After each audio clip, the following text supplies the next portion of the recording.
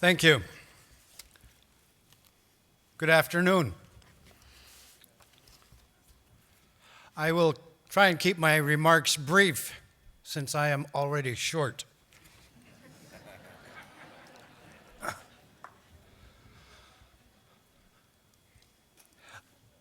Mr. President, and to the people of Iceland, thank you for hosting this. This is wonderful. Not in my dreams did I ever think I would come to Iceland. I'm here. I would bring my wife back with me at some point. What are we, a borough? We're government. You know, if you use your hand, I don't have a PowerPoint, but there's Alaska. The North Slope is my thumb. My forefinger is where we're from, right at the Arctic Circle. The middle part is the Bering Straits and some of the most challenging parts of Alaska and Southwest. Much fisheries come from the ring finger, and the pinky is the Aleutians. The palm and the wrist represent Southeast Alaska. And there are people from virtually this whole hand represented here at this conference. We have 11 villages in the pointer part of the area that I represent. 7,500 people, 7,500. 80% of that population is indigenous. Inupiaq, that's who we are. We are hunter-gatherers.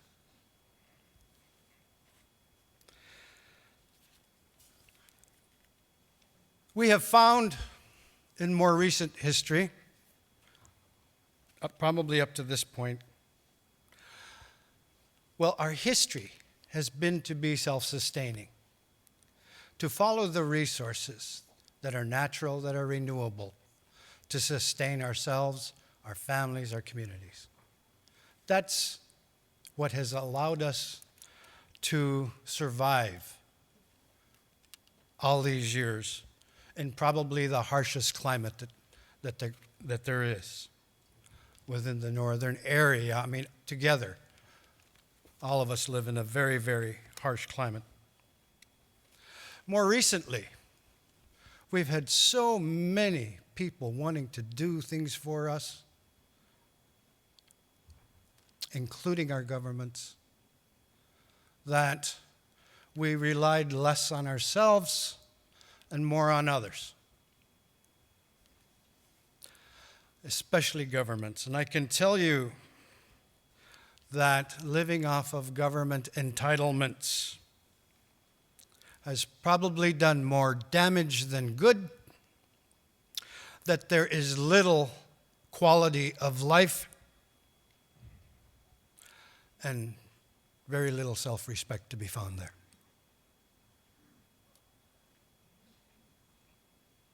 And we face that challenge of that environment.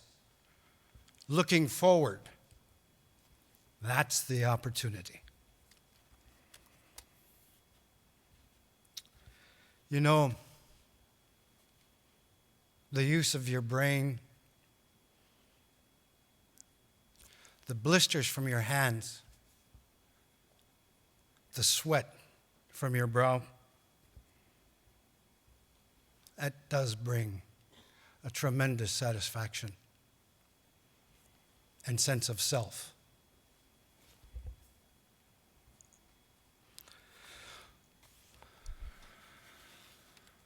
We are pretty patient people. We are people of the seasons. We let the animals come to us because they've done that for thousands of years. We call ourselves hunters, but we also call ourselves gatherers. And there are times when we gather more than we hunt. And then there are times where the skills passed down for us to us are things that we must draw upon in order to meet the challenges of food security. I want to talk about a couple of things. In our history, in our area, our elders came up and put together some traditional values. It was a list of 17. They did this 30 or 40 years ago for the benefit of those who were struggling to follow. And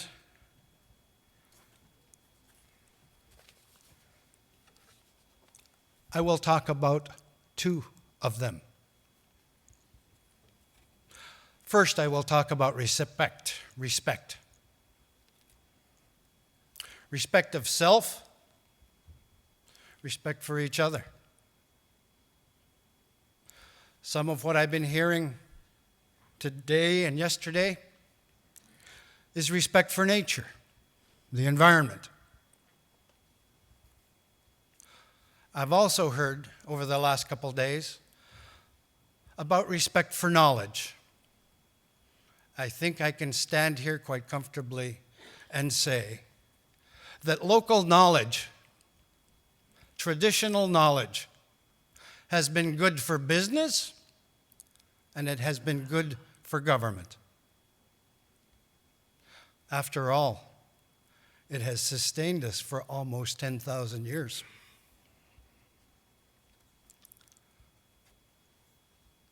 Responsibility for self, for family. Responsibility to our environment. And today, in a shifting paradigm and sometimes clashing economies between our traditional economy and the need to have money, there's ever the need more today than ever for not only food security, but energy security, economic security.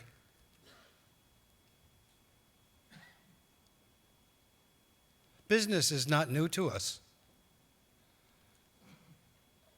Although sometimes I think maybe we don't remember as well as we should. We have been bartering and trading and helping each other for, well, even before I can remember. Food, furs, implements to help us survive in our environment. More recently, look at the develop of the North Slope in Alaska and the oil and the governance and how the governance of locals as well as the state has made that work.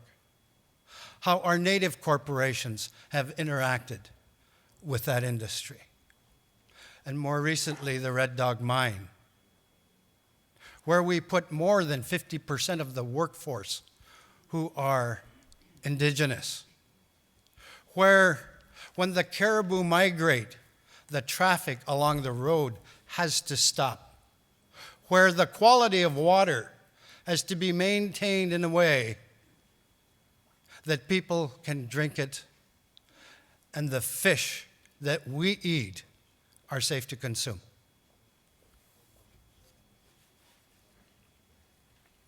So,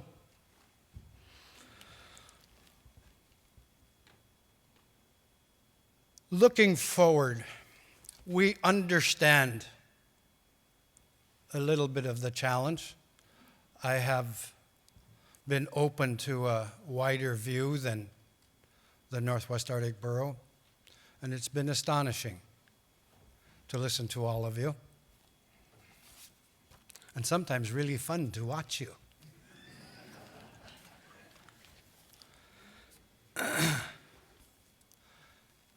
We too want what I heard from Greenpeace, what I hear from investors, what I see in industry, some of the same things.